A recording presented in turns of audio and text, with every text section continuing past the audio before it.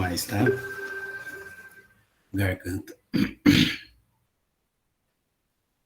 Então, são 13 horas e 3 minutos. Agradeço a todos pela presença. E nós, primeiro, é justificar que na semana passada, por motivo de força maior de doença, aí não foi possível a gente realizar o nosso curso no sábado e na segunda. Mas aí, depois é só estender mais uma semana para frente, ou a gente fazer uma tarefinha, e podemos aí, de fato, né, atender ao que está no projeto. Tá bom? Então, para iniciar, agradecer a Pró-Reitoria de Extensão e Cultura pelo apoio ao projeto Pesquisa Quantitativa, Capacitação em Ferramentas Básicas dos Métodos Estatísticos de Análises para tratamento de dados em pesquisa na área de gestão de empresas em Teófilo Otoni e região. Então, esse curso faz parte desse projeto e nós temos aí 8 conteúdos, né, para serem falados. Nós estamos no conteúdo 2, que nós começamos a falar sobre, na última aula, sobre amostragem.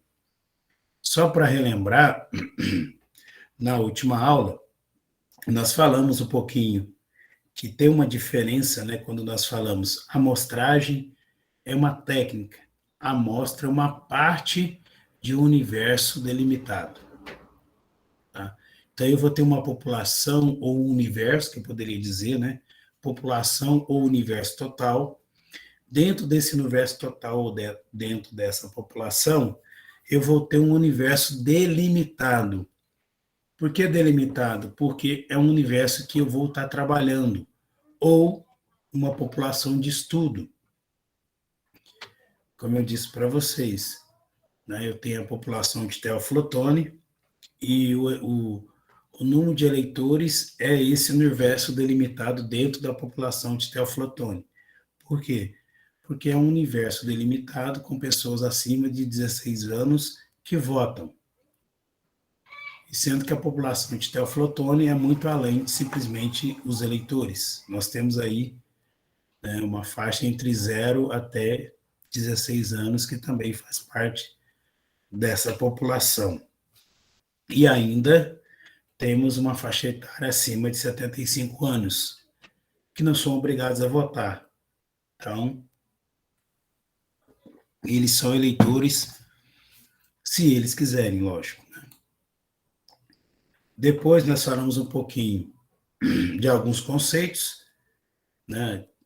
Só para lembrar, a amostragem é técnica, a amostra é uma parte de um universo delimitado.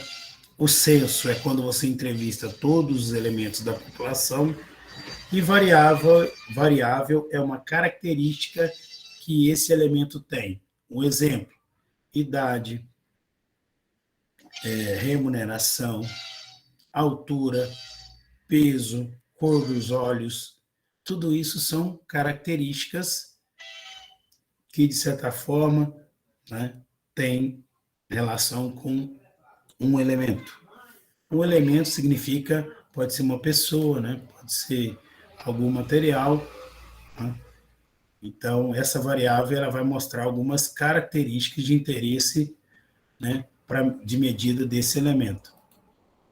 E aí nós falamos a respeito de população, amostra e variável, e as etapas do processo de elaboração da amostragem, que é a população-alvo do estudo, que podemos dizer também que pode ser dentro desse universo delimitado. Eu tenho uma estrutura de amostragem, eu tenho técnica de amostragem que eu posso utilizar, o tamanho da amostra e, por fim, a execução. Tá? O processo de elaboração da amostragem, né, eu vou, na verdade, delimitar de forma mais clara os meus elementos ou grupo de elementos que eu vou investigar. Na estrutura de amostragem, né, eu vou ter aquela estrutura do qual eu vou operacionalizar o meu inquérito, a minha investigação. Nas técnicas de amostragem, nós falamos, nós temos duas técnicas de amostragem, dois grandes tipos. A não probabilística, ou não aleatória, ou não randômica, e a amostragem probabilística, ou aleatória, ou randômica. E nós, da administração, de algumas áreas do conhecimento, à exceção, né, das ciências exatas, usamos muito a amostragem não probabilística. Por que nós usamos a não probabilística?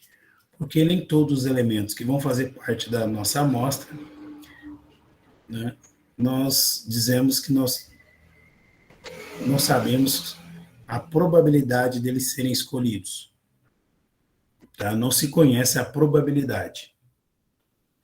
E hoje, continuando, nós vamos aí falar um pouquinho sobre, dentro da classificação das técnicas de amostragem, a não probabilística e probabilística, quais são as técnicas de amostragem que nós podemos utilizar.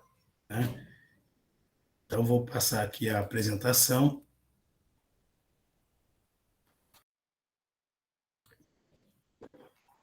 Desculpa, gente, porque ainda a garganta ainda está arranhando, mas temos que seguir em frente.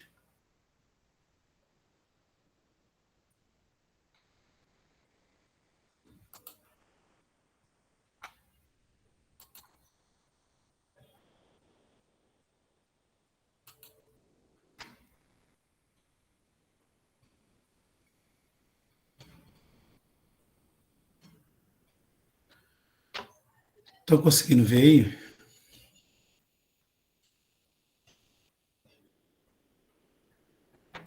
Deixa eu ver se eu estou... Tá sim. Obrigado. Obrigado, Wallace. Então, dentro que a gente estava conversando, né, falou assim, nós temos as duas classificações, dois tipos, a amostragem não probabilística e a probabilística. A não probabilística nós temos aí, que é mais usada na nossa área, né, que é, nós vamos falar aqui,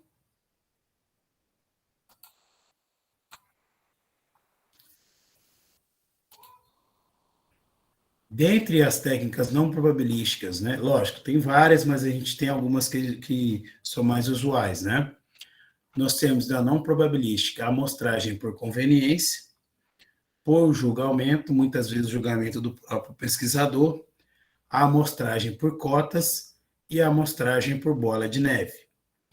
Já a probabilística, nós temos a amostragem aleatória simples, a amostragem sistemática, a amostragem estratificada e a amostragem por clusters. Nós temos outras, né? E quando nós falamos isso, né, nós também podemos dizer que a amostragem sistemática, a amostragem estratificada e a amostragem por cluster podem ser consideradas também uma semi-probabilística. Né? Mas aí nós vamos falar cada uma delas, né? E para a gente entender como é que é feita essa técnica de amostragem, por exemplo, né? A amostragem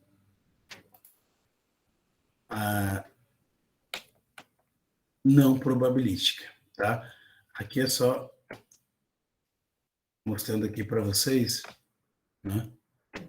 Segundo, né, Sônia Vieira, 2008, mostrando que a amostragem por cotas sistemática e por cluster também são essas técnicas de amostragem que nós chamamos de quase, né, ou semi-probabilística, né, quase probabilística. Bom, primeiro nós temos que pensar o seguinte, quando nós queremos realizar qualquer tipo de pesquisa, né, a variável também, ou tipo de mensuração, é um elemento importante, por quê? Porque dependendo do tipo de mensuração, eu vou ter um tamanho de amostra diferente, inclusive o cálculo, tá? Se eu for escolher, independente de eu vou escolher a não probabilística ou probabilística, que é a técnica, mas a variável também tem aí sua importância.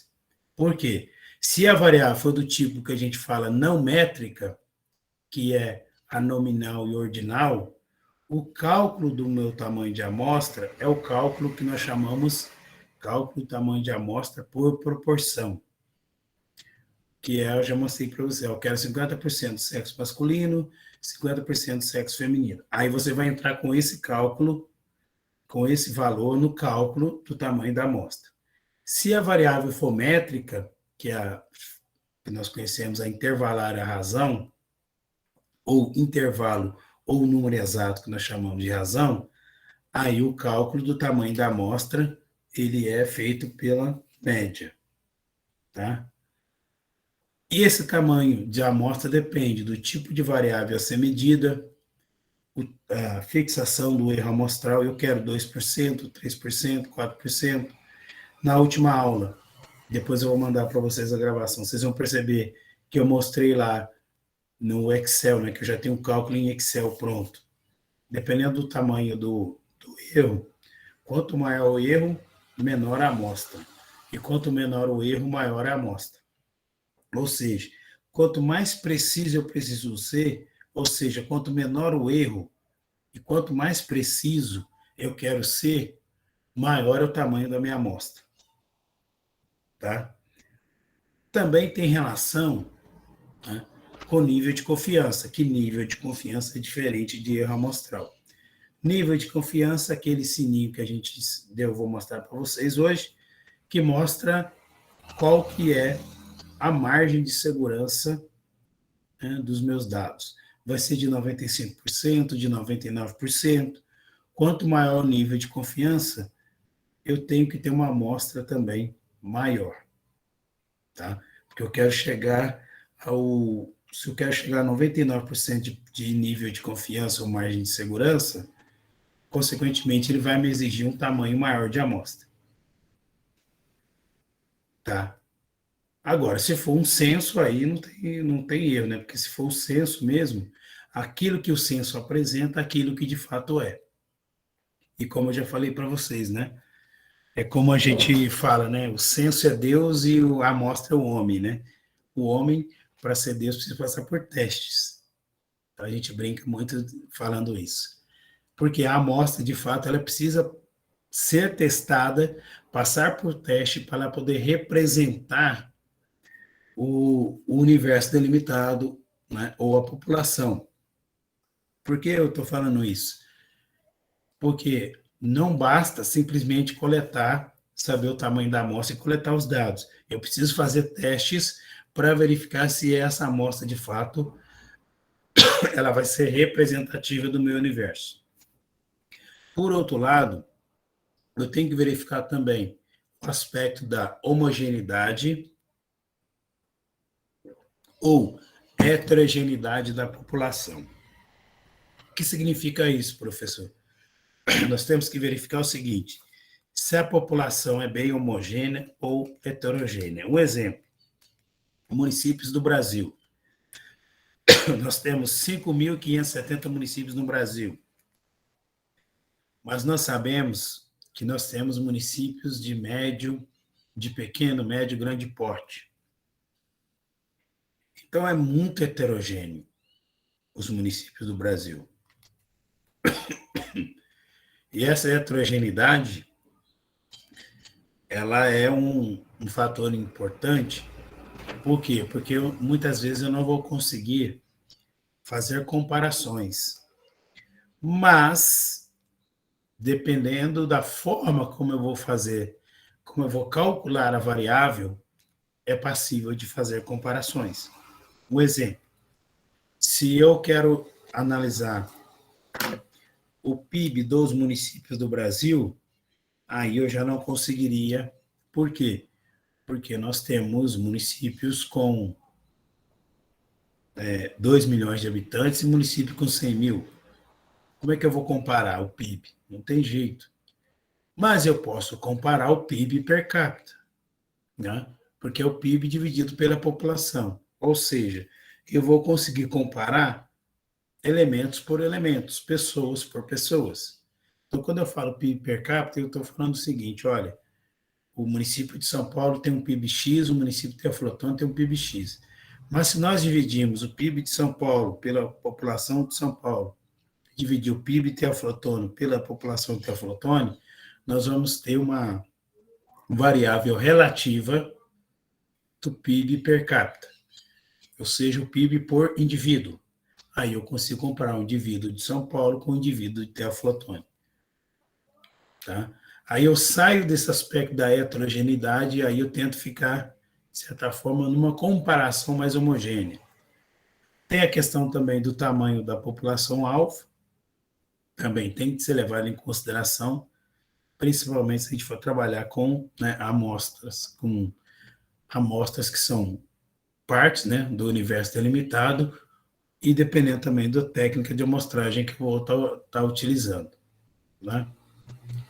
E aí, esse plano de amostragem, que vai ser de fato o início da minha coleta de dados, eu tenho que estar muito claro, tem que estar claro para mim, enquanto pesquisador, enquanto gestor, por exemplo, eu quero entrevistar os meus clientes. Então, eu preciso definir bem quem são meus clientes, qual que é a minha população-alvo de estudo, qual que é a estrutura de amostragem, né, que eu elaborei, qual que seria o método de amostragem que eu vou estar utilizando, é amostragem por conveniência, é estratificada, é por cluster. Diante disso também eu preciso saber o tamanho, né, adequado da minha amostra, e aí eu consigo definir, de fato, os detalhes finais para que meu grupo de pesquisadores possam sair a campo. Tá? Bom, diante disso, depois de toda essa, né, todos esses detalhes, né, que nós temos que eu passei para vocês anteriormente, aí nós vamos, de fato, entrar, né, em falar da amostragem não probabilística. Primeiro, qual que é a característica da amostragem não probabilística?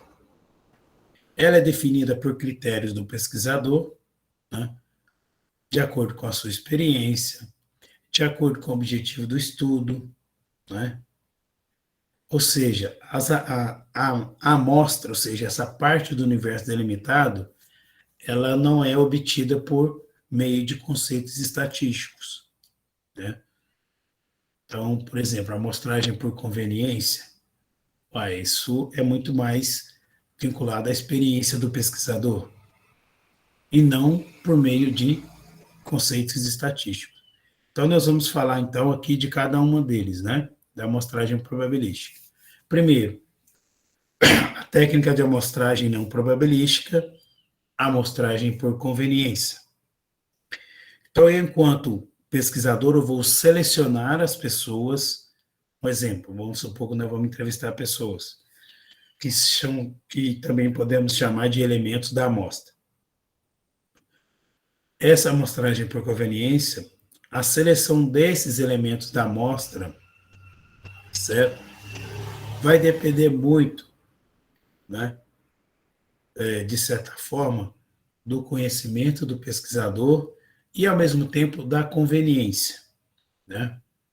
Ou seja, essa amostragem possibilita ao pesquisador, por exemplo, citar um exemplo que eu sempre falo para vocês, eu vou na universidade durante o período das 19 até as 22h30, e os meus elementos da amostra são os alunos do curso de administração. E aí, de acordo com os alunos vão aparecendo, eu vou entrevistando.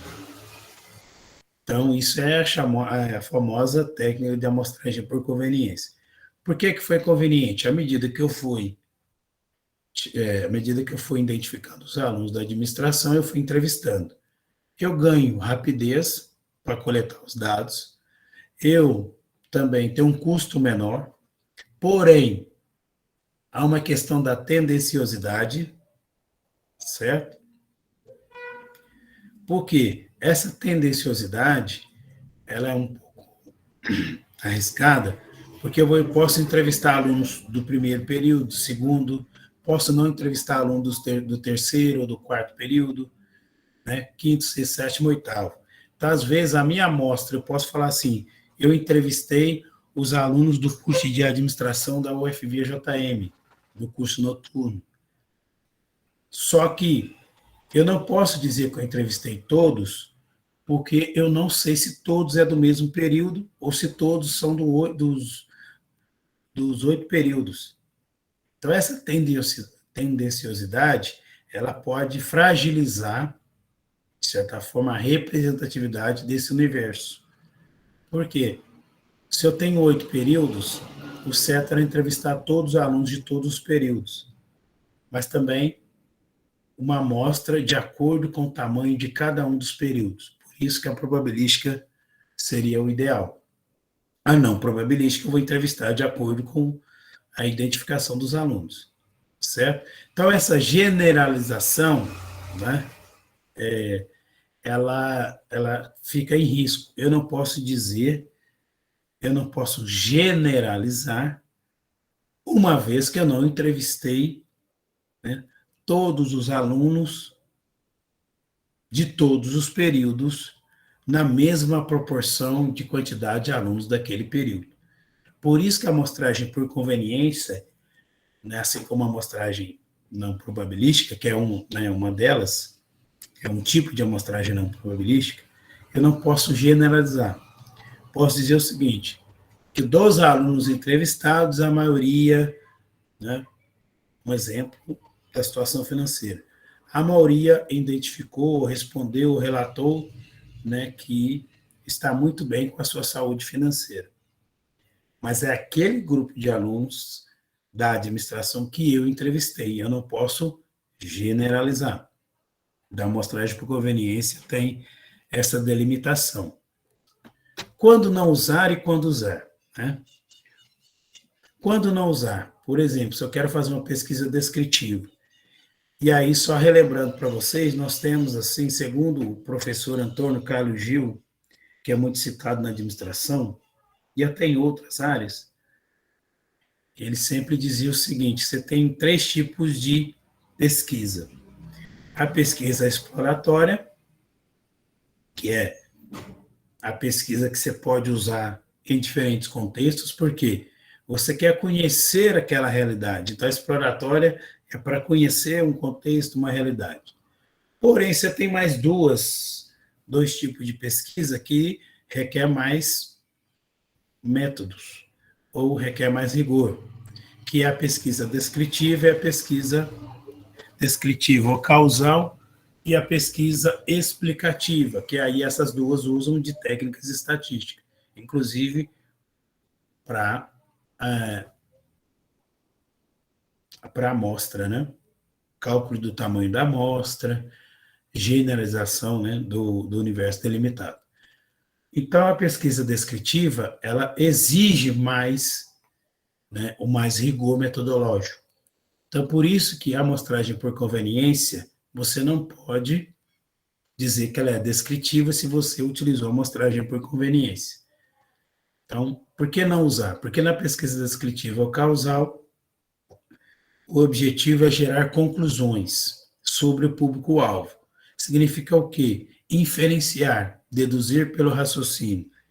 Se eu quero fazer inferência da população, então a amostragem por conveniência não me proporciona isso. Tá?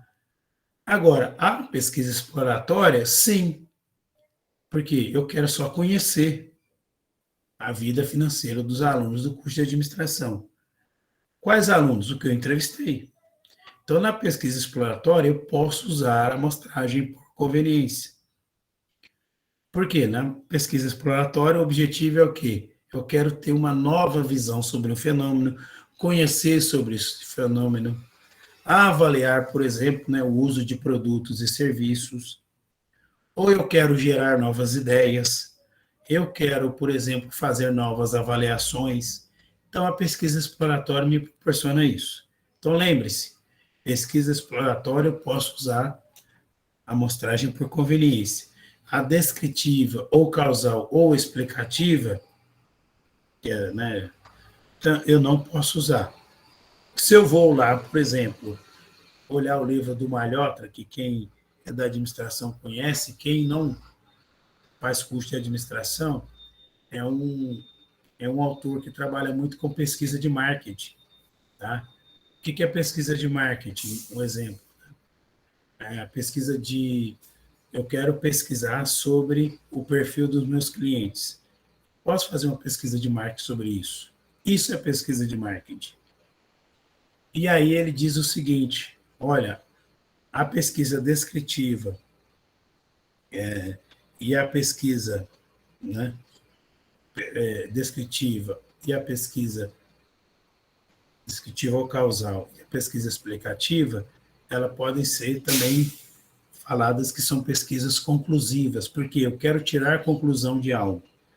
Só que essa conclusão, ela é muito associada à amostragem probabilística. Como nós estamos falando da amostragem não probabilística, que uma das técnicas que nós estamos vendo é a amostragem por conveniência. A amostragem por conveniência, eu posso dizer pesquisa exploratória. Então, no TCC de vocês, ou na vida de vocês, lembre-se sempre, pesquisa exploratória é para eu conhecer algo que eu não conheço, gerar novas ideias,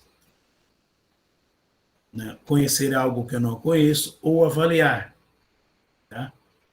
Bom, uma outra técnica que nós falamos também, que é a da amostragem não probabilística, é a amostragem por julgamento, ou amostragem intencional.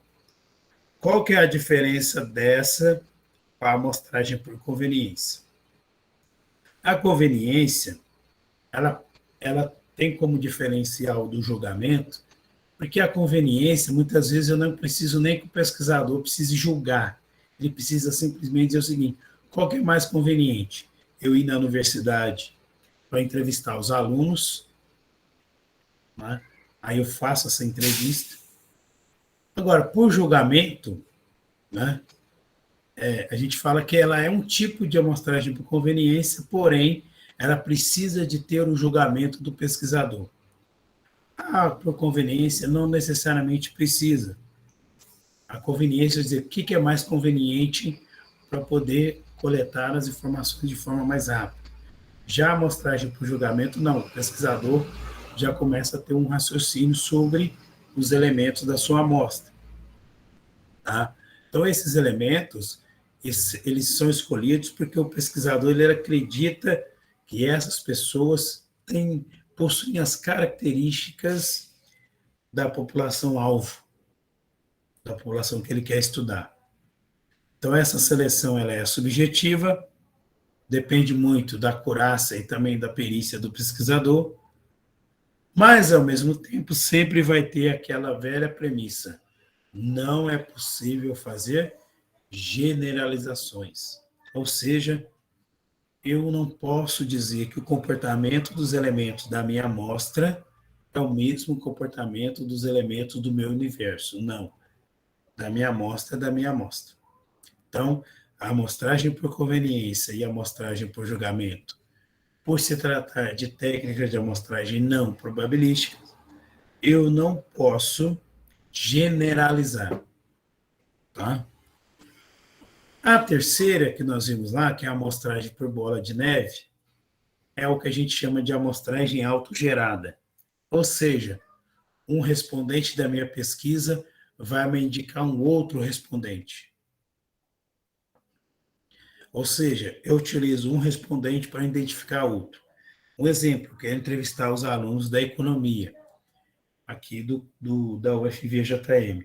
Então, eu entrevisto o Wallace, e o Wallace vai me indicar um outro aluno do curso de economia que poderia ser entrevistado.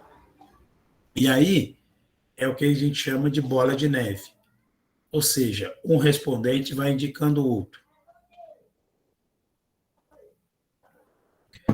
Mas indicando o outro também que seja elemento da amostra da minha população-alvo.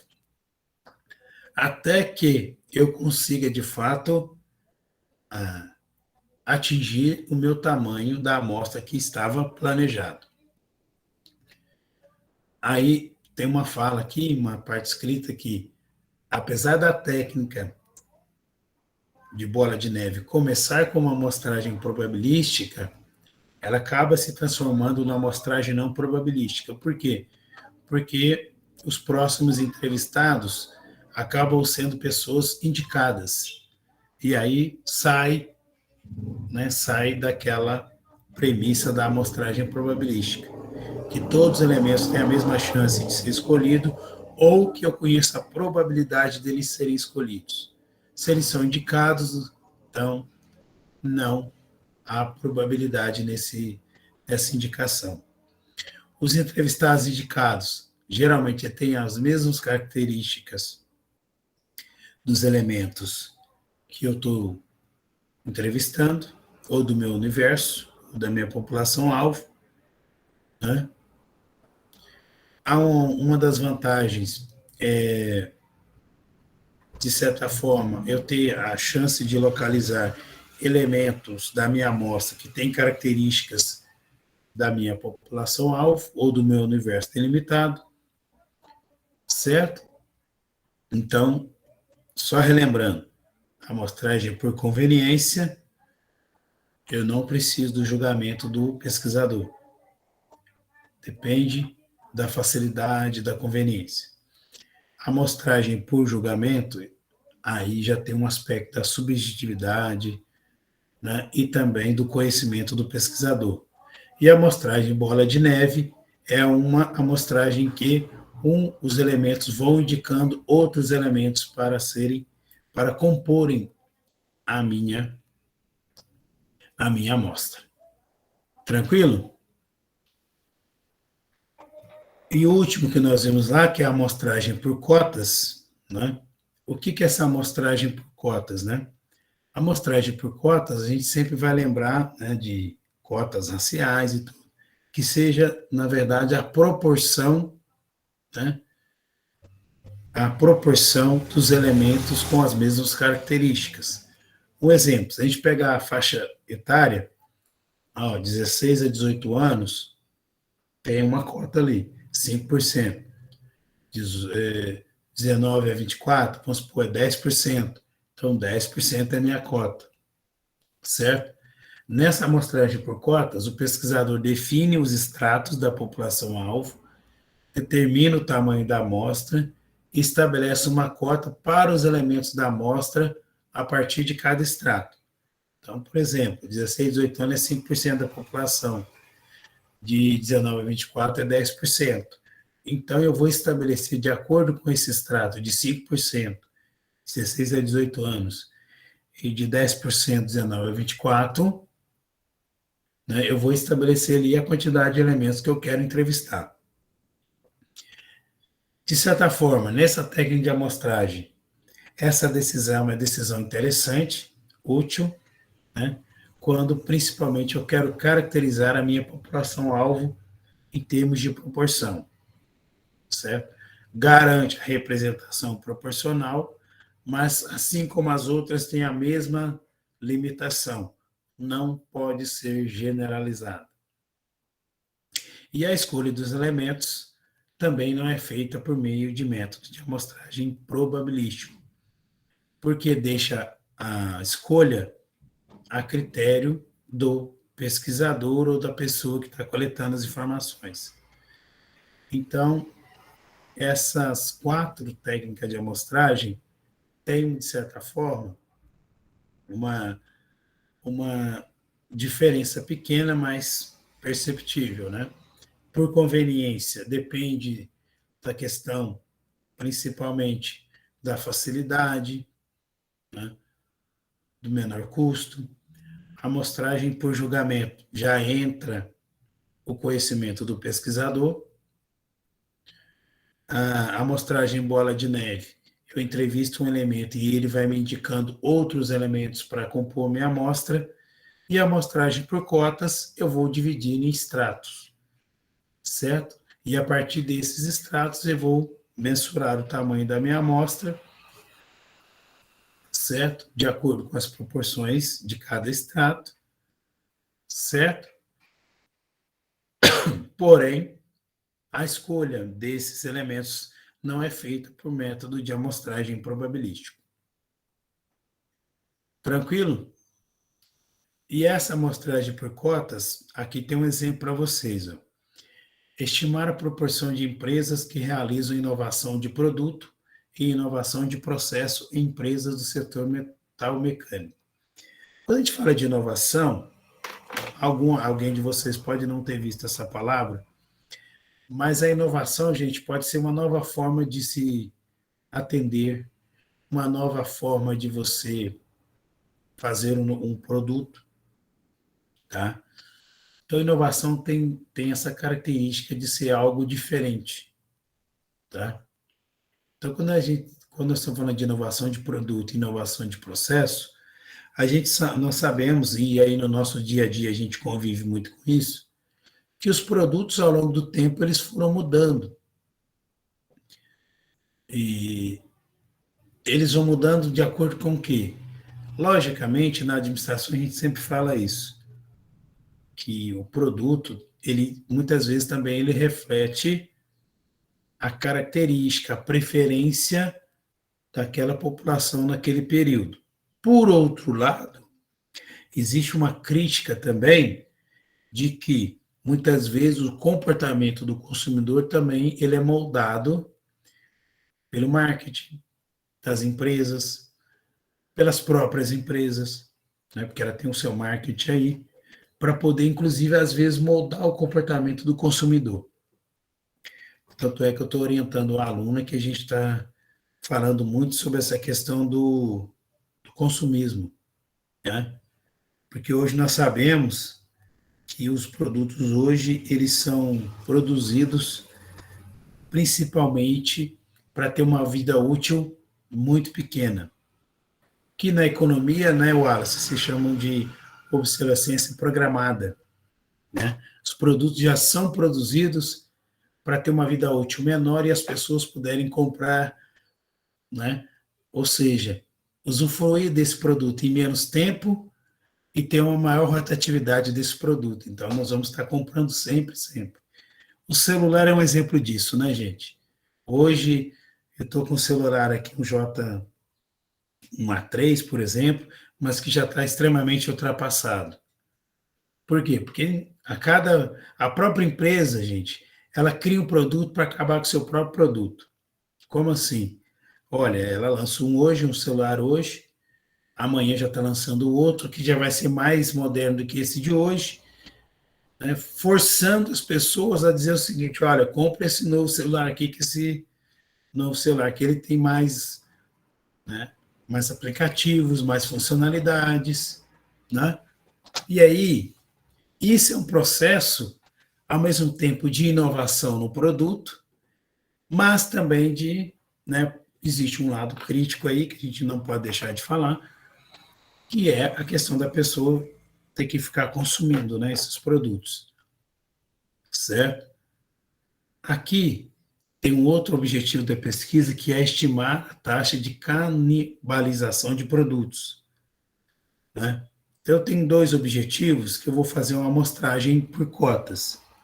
Um exemplo, se for amostragem por cotas, eu posso pensar qual que é o porte da empresa, qual que é o ramo de atividade da empresa. Um outro exemplo, né? Qual setor que ela trabalha? Ramo de atividade e setor é a mesma coisa, né? Não. Tem o setor e tem o ramo, perdão. Você tem o setor de atividade da empresa, construção civil e tudo. Você pode ter o ramo que ela atua, né? Tudo isso são características que podem me criar estratos, tá? E aí a minha população-alvo, por exemplo, aqui, é as empresas do setor metal mecânico com sede no Grande ABC. Então, eu preciso primeiro, quais são as características dessas empresas? Eu quero empresa de grande porte, eu quero empresa de médio porte, eu quero empresa de pequeno porte. E aí nós estamos vendo aqui um percentual. Tem 15% que é de grande porte, 60% de média, de médio porte, e 20%, 25% de pequeno porte. Certo? Aí eu tenho uma amostra total de 600 casos, né? E aí eu vou dividir esses 600 casos de acordo com o porte, um exemplo. Aí vamos supor, se 15% dos 600 casos é de grande porte, então vai ser 6 vezes 15, ou seja, 90 casos, são 90 empresas de grande porte, 360 empresas de médio porte, certo? E 150 empresas de pequeno porte. Aí eu vou pegar as 90 empresas de grande porte, 360 empresas de médio porte e 150 empresas de pequeno porte e vou fazer uma estratificação de amostra para cada um desses estratos aqui. Então, de grande porte eu vou chamar de extrato 1, de médio porte de extrato 2 e de pequeno porte extrato 3. E vou fazer uma amostra de cada um desses 3 extratos. Porém, como nós já sabemos, mesmo fazendo esses extratos, eu não posso generalizar para os 600 casos, tendo em vista que eu não utilizei de método probabilístico, método estatístico probabilístico, inclusive para poder delimitar melhor essa amostra.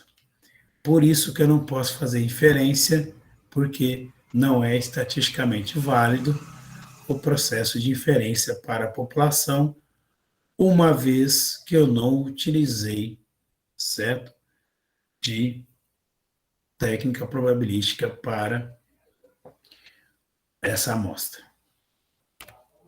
Tranquilo? Dúvidas, comentários? Desculpa a voz, gente, mas ainda estou um pouquinho rouco ainda. Tranquilo? Então, deixa eu ver quem está presente aqui. Tranquilo? Boa tarde, Amanda, Cristiane, Gabriel Soares, Eberton, Ítalo, Cassandra, Luana, Mário e Wallace. Tranquilo, né, gente? Hoje vai ter que... Eu vou pedir um pouquinho de paciência para vocês, que é por causa da minha voz. Aí... Pode ser que não... né, não esteja contento, né, de vocês ouvirem, tá? Aí aqui tem mais 2 slides que eu vou apresentar para vocês, mais 3 para a gente fechar e depois deixar para a segunda parte a amostragem probabilística, tá bom? Vamos lá.